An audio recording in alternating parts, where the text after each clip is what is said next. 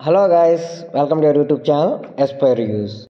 బజే వాయువేగం అనే మూవీ అయితే చూడటం జరిగింది భయ్య.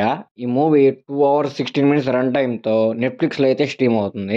ఇక ఫైనల్గా మూవీ చూశాక నా ఒపీనియన్ చెప్పాలంటే పర్లేదు భయ్య, మూవీ చూడొచ్చు, మరీ అంత బొక్క మూవీ ఏం కాదు.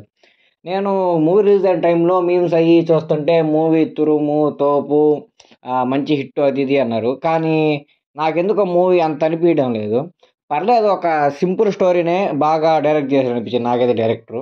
అంటే పెద్ద ఎలివేషన్ సీన్స్ కానీ, జయ్యని సినిమాలు లేపే సీన్స్ కానీ, ఒక మంచి కామెడీ ఎంటర్టైన్మెంట్ సీన్స్ కానీ ఏమి ఉండవు.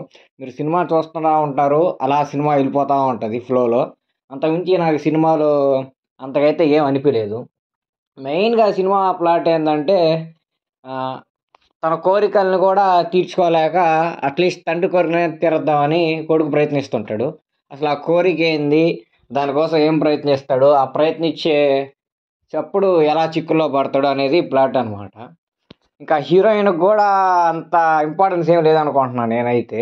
ఎందుకంటే నాకైతే అంతే అనిపించలేదు. ఏదో మూవీకి హీరోయిన్ ఉండాలి కదా అని పెట్టినట్టే అనిపించింది. అంత ఇంపాక్ట్ఫుల్ రోల్గా అయితే ఏమనిపించింది, జస్ట్ ఫార్మాలిటీ హీరోయిన్ లాగా అనిపించింది.